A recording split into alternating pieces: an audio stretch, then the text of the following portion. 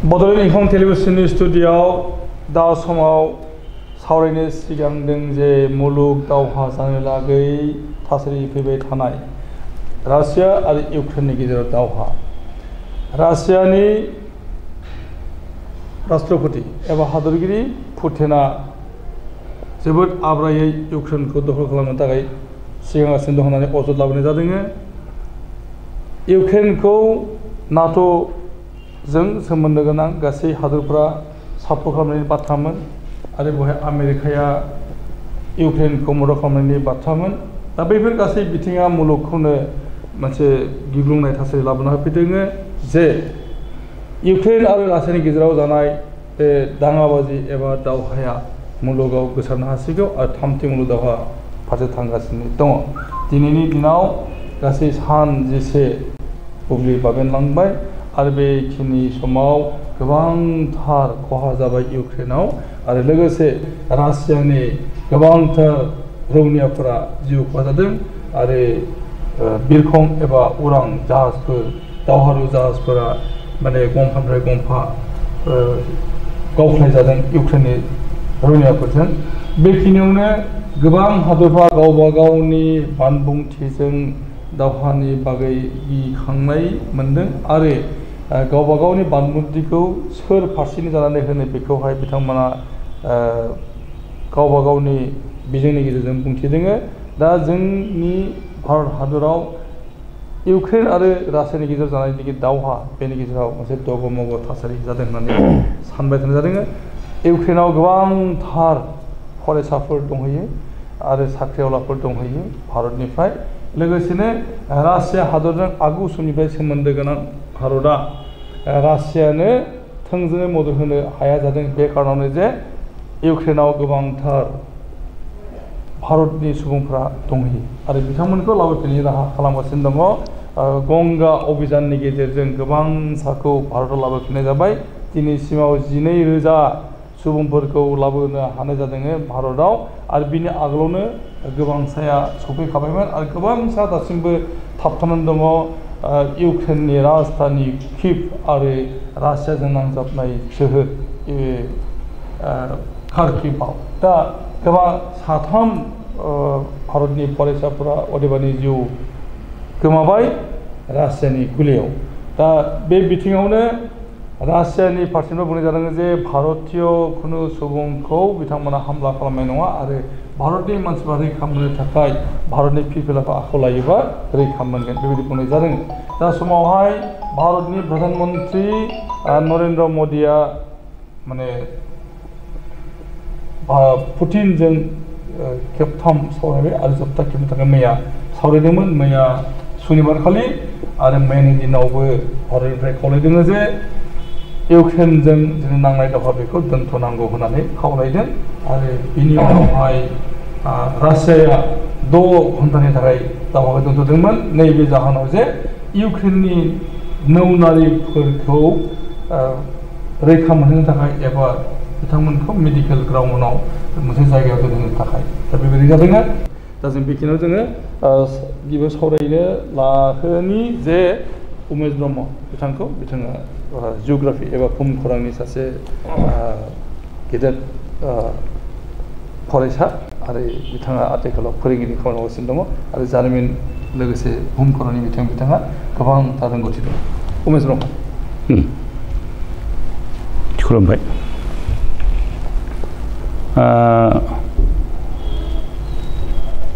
साबायखर बावबाय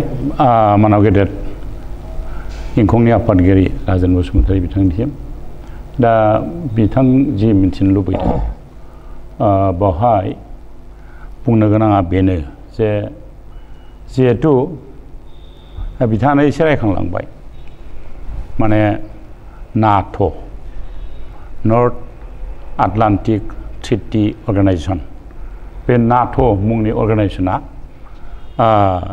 सा आटलान्टिक लैथोमानि सानजाहा आरो सोनाबहा थानाय जायफोर हादोर सोनाबहा थानाय आमेरिका कानाडा आरो बिदिनो सा आमेरिका हादरमायाव थानाय गुबुन गुबुन हादरफोर बेनिफ्राय सानजाहा थानाय इउरप हादरनि हादरफोर इंलेन्ड रासियाबो बेवहाय दङ फ्रान्स आरो नेदारलेण्ड जार्मान दा इउरपनि गोबां हादरानो नाट'आव सोद्रोमा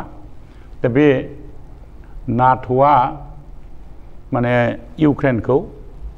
गोबां समनिफ्रायनो माने गावसोरनि सोद्रोमा जानो थाखाय बिसोरो हामलायबाय थादों दा जि समाव रासियायाव गावस्रानानै थेर बेथेर जानानै गासै मोन 13 हादर गोदान सोमजिदोंमोन बे मोन 13 हादरनि मादाव मोनबा हादरा एसियायाव गोग्लैदों आरो मोन 8 हादरा इउरपआव गोग्लैदों दा बे इउरपआव गोग्लैनाय गासिबो हादरफोरखौनो बिथांमोनहा नाट'आ माने गावसोरनि सोद्रोमा खालामनो बिस्रा पलिसि दङ नाजानाय दं दा बेखौ लानानै इउक्रेनखौ बिसोरो बुंबाय थादों नाथाय रासियाया मा खालामदों जिहेतु ग्लासनस्ट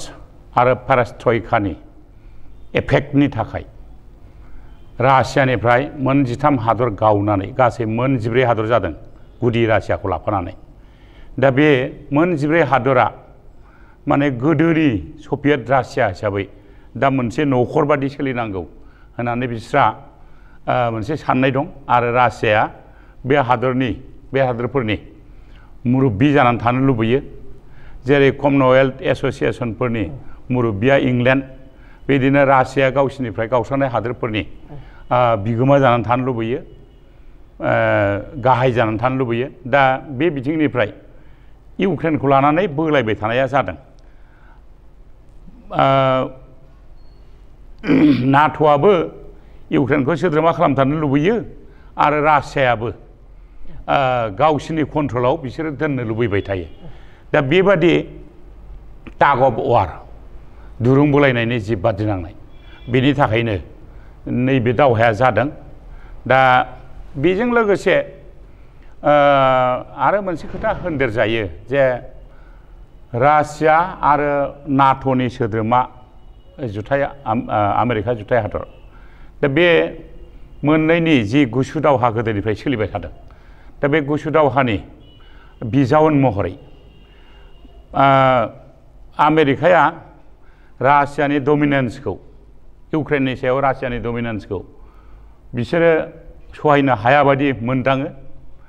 बिसोरनि बिबुंथिफोरखौ नायोब्ला आरो रासियाया आमेरिकानि डमिनेन्सनि आन्डाराव इउक्रेनखौ थांजानो बानायखौ बिसोरो फोरमायनाय बायदि मोनदाङो दा बे माने आमेरिका आरो रासियानि सुप्रिमेसिनि जि बादायलायनाय बिनि थाखायनो बे दावहाया जादों होननानैबो होनजायो दा आं बेखिनि बुंग्रोबाय दा दरखार जायोबा आरो बुंबावगोन राजेन बसुमतारी नोंथाङा माबाफोर दा बिदिनो सावरायबावगोन गुबैयै नाट'जों सोमोन्दो जानो सिगांनायखौ बिथा लानानै रासियाया इउक्रेनखौ गाग्लोबदों बे बाथ्राखौ लाबोनाय जादों दिनैनि समावहाय पुटिनखौ गोबां हादरफोरनिफ्राय खावलायनाय जादों आरो बुंनाय जादों जे नोंथांमोना दावहाखौ बन्द खालामनांगौ भारतआ जदिवबा रासियानि फारसे एसे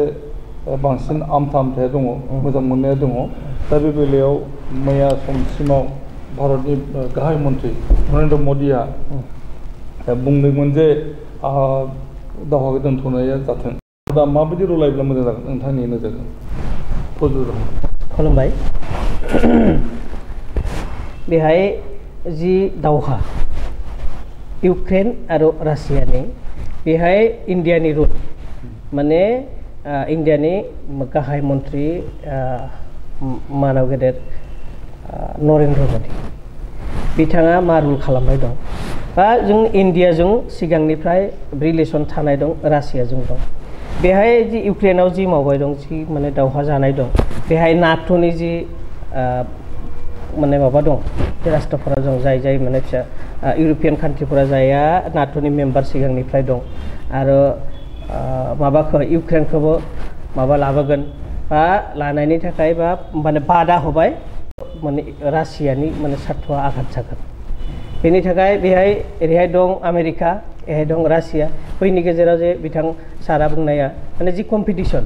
बे कम्पिटिसनखौ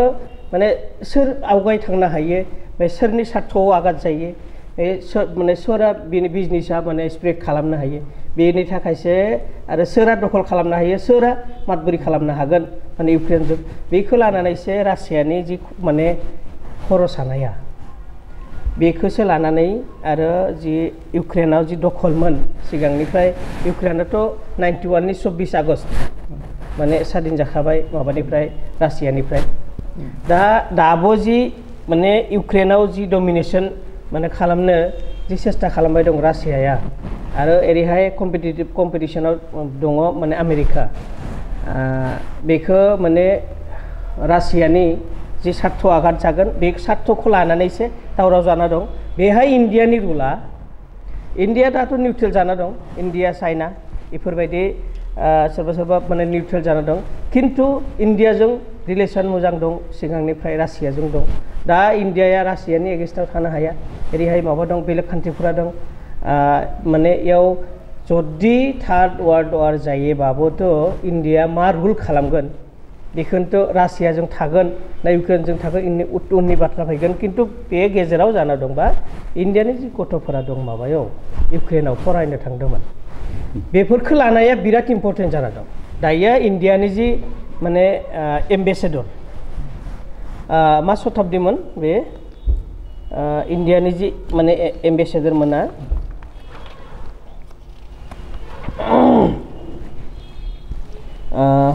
सतपतिमोन ना माबा सतपतिमोन इथ' इयाव दं माने इन्डियान एम्बेसियाबो बन्द जाबाय माने 1 मार्चनिफ्राय खिन्थु दाथ' लाबगासिनो थाखाय सेस्था खालामबाय दं खिन्थु दाथ' जोबाखै लाबनाया जोबाखै दा लाबोगासिनो दं दा इन्डियाया मा रुल खालामदो बेखौ लानायनि उनाव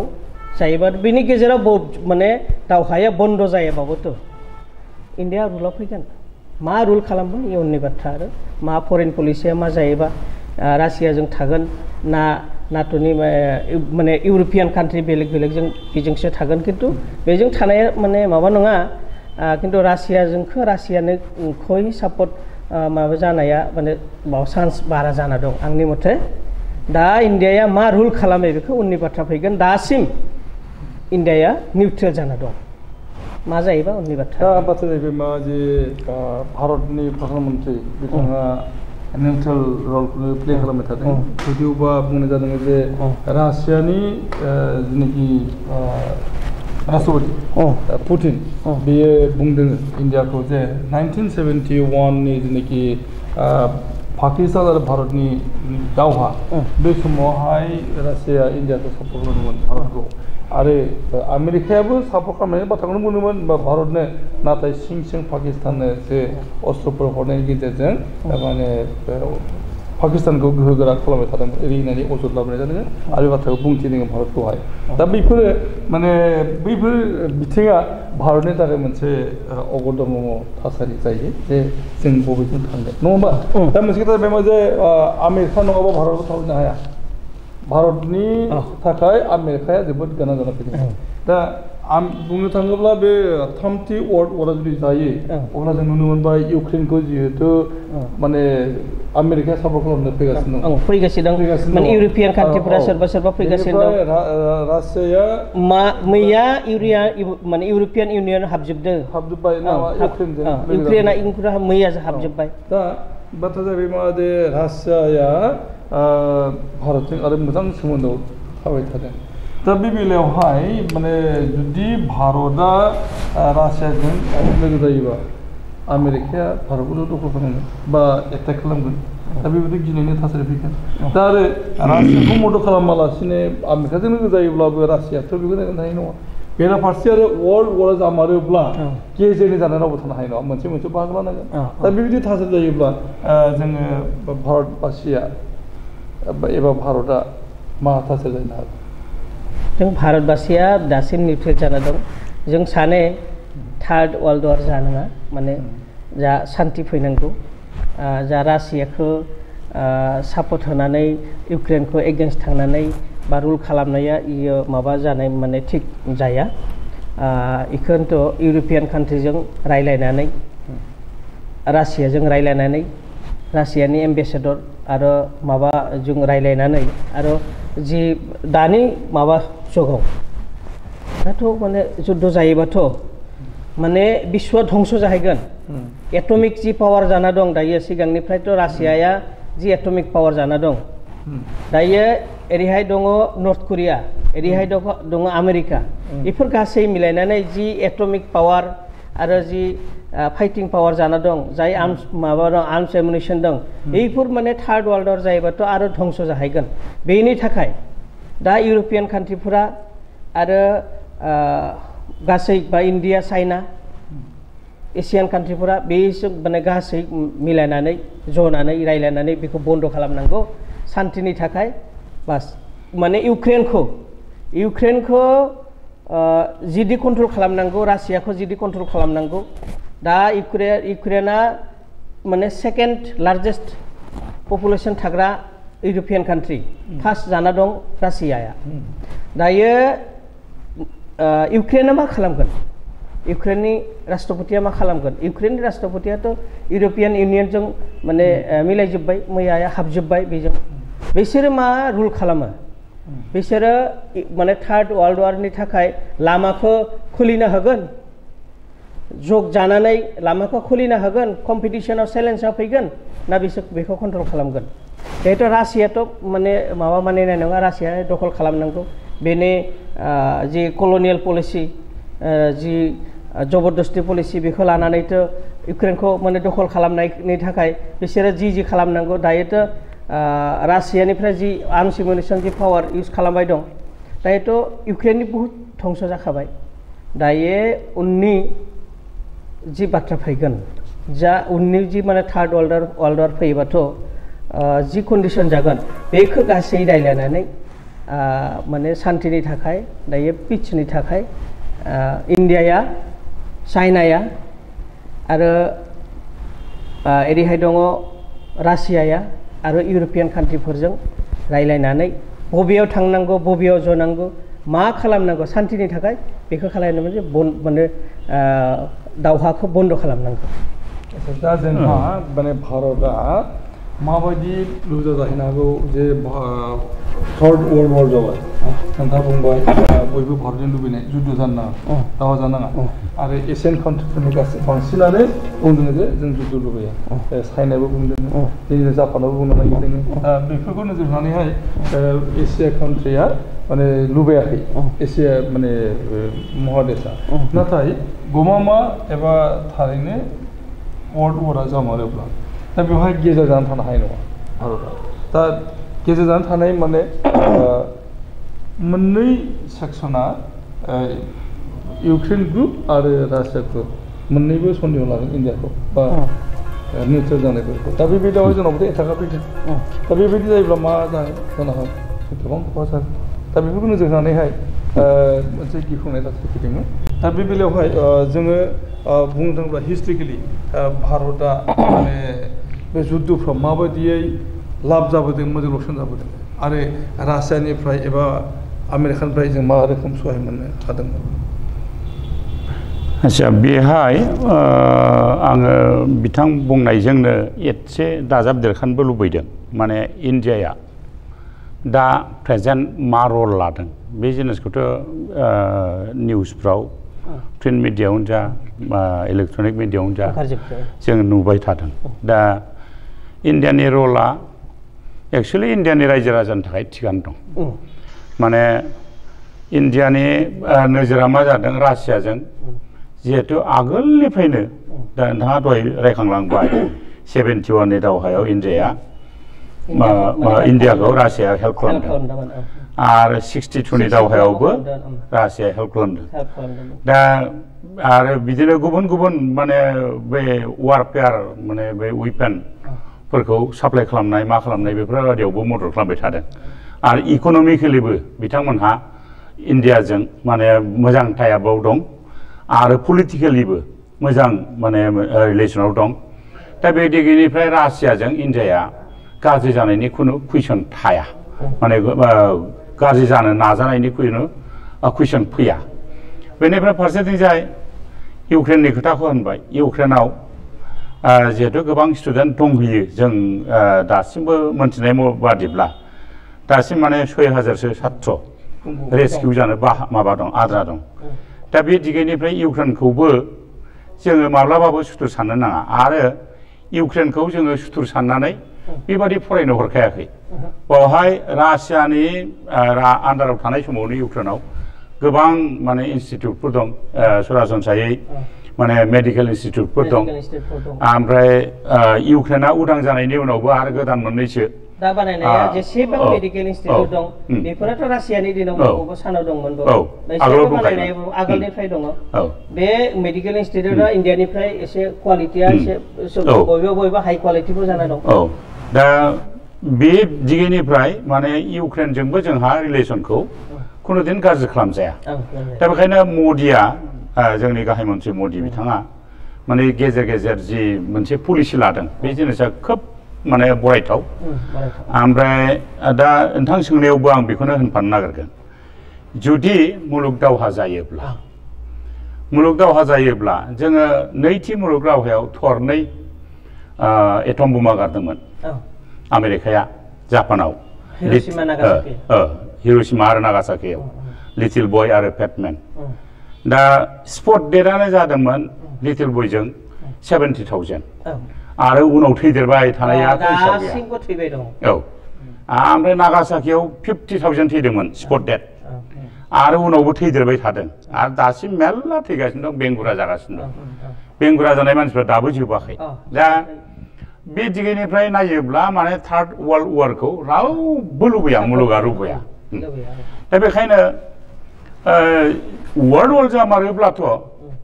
इन्डिया सोरजोंबा नङा सोरजोंबा जानांगोन बे नंगौ दा बेखायनो प्रिभेन्सन इज बेटार देन किउर बेखौ नायोब्ला इन्डियाया प्रिभेन्सननि बेबस्थाखौनो लाबाय थानांगौ दा जाहाथे मुलुग दावहाया दाजाथों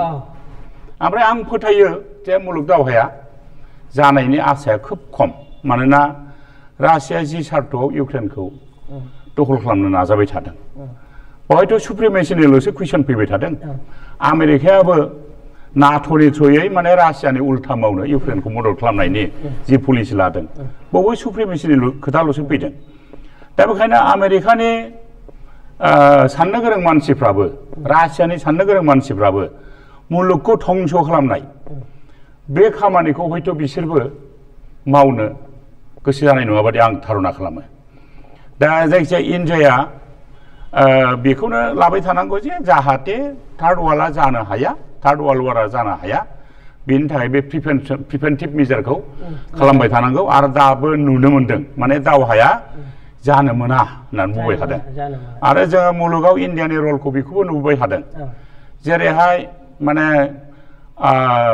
नैथि मुलुग दावहा जोबनायनि उनाव इउनाइटेड नेसन दानायनि उनाव बे जिनिसाव इन्डिया ओरैबो थाफायाखै बिसोरो मा खालामदों नन एलाइन मुभमेन्ट ग्रुप मोनसे बानायनानै माखासे गोदोसोनाय हादरफोरखौ माने जथायनानै ओरैबो थाया माने मुलुगाव गोजोन लाबोनायनि जि हाबाफारि बेखौ फारनैजोंबो सोमोन्दो लाखिनानै गेजेर गेजेर खामानि मावबाय थादों दा इन्डियानि रला जिहेतु आगोलनिफ्रायनो बेबादिनोखा आरो जोंना दाबो हयथ' इन्डिया बिदिनो रल लानायनि गेजेरजों मुलुग दावहाखौ जानो हायि बे हाबाफारिखौ हयथ' लागोन जों दा खामानि दामानिफ्रावबो बिदिनो नुबाय थादों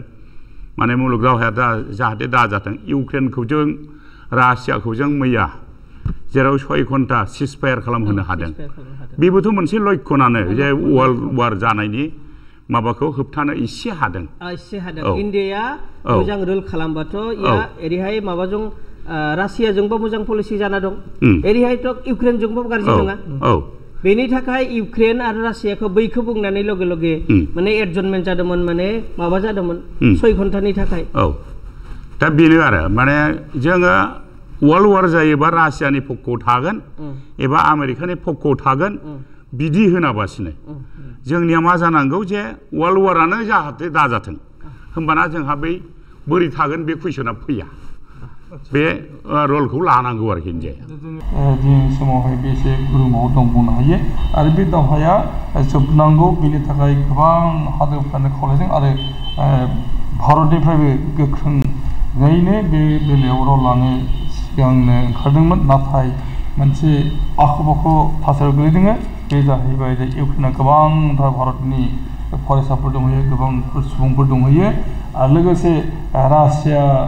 हादरमानि जेनाखि मदद भारतखौ बेखौहाय ना खालामनो हायाखै दा बेफोर बिथिङा भारतनि थाखाय मोनसे आखुखौ थासारि जाना फैदोंमोन आरो फैबाय थानाय समावहाय भारतनिफ्राय जुद्धखौ लुबैया बेखौ जों नुनो मोननाय जादों नाथाय मुलुग दावहाया जामारोब्ला मा जानो हागौ जों बेखौ दा रोखायै बुंनो हाथ'वाखै मानो होनना बुङोब्ला मुलुग दावहा जायोब्ला गासै हादोरानो बेवहाय इनभल्भ जागोन आरो माबा मोनसे जों लोगो जानांनो हागौ दा बै समा फैथ'वाखै आरो फैबाय थानाय समाव जोङो सावरायबावगोन आरो जोङो गोदान गोदान आपडेट होनो नाजागोन बड'लेण्ड इंखं टेलिभिजननिफ्राय मुलुग दावहानि बायदिसिना बिथिं जों दिनै बेखिनियावनो जोंनि सावरायनाय दोनथ'बाय गोजोन्थों खुलुमबाय